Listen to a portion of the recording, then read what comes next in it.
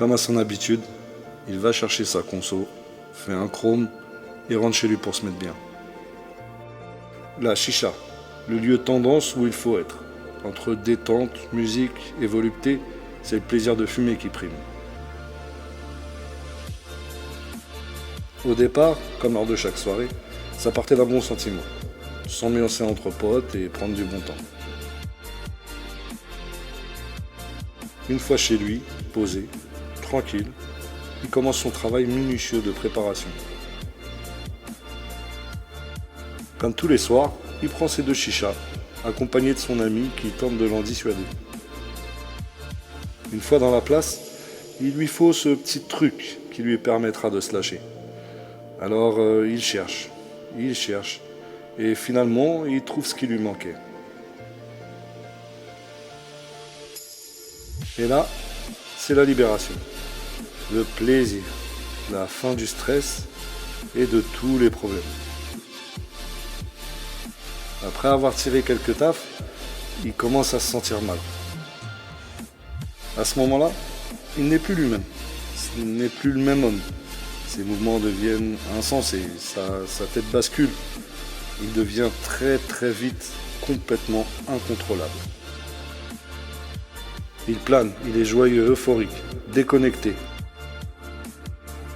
Même s'il se sent mal, il continue, sans se soucier des conseils que son ami peut lui donner. Après avoir tout donné, il n'a plus de force, il ne sait plus où il est. Il retourne voir son dealer, mais celui-ci ne veut plus lui faire de crédit.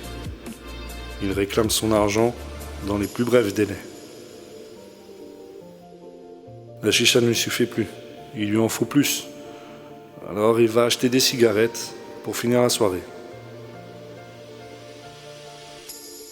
Même si ses amis l'aident à rejoindre sa voiture, et malgré son état, il veut absolument conduire. Il n'en fait qu'à sa tête. Désemparé, énervé, il est prêt à tout pour parvenir à ses fins. Son état de santé se dégrade. Il suffoque. Alors il s'arrête sur le bas-côté et il veut prendre l'air. Il ne contrôle plus rien. Sa vision est altérée, il ne contrôle pas son véhicule et met la vie de ses amis en péril.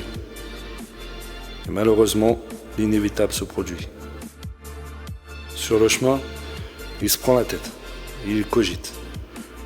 Il va commettre l'irréparable et prendre la fuite.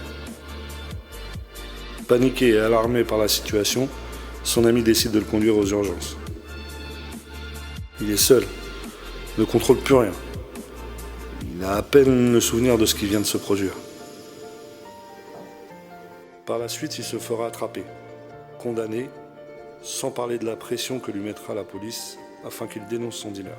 Après son passage aux urgences et de multiples examens, il lui sera diagnostiqué un cancer. Ce soir-là, il aura coûté la vie à 3 personnes.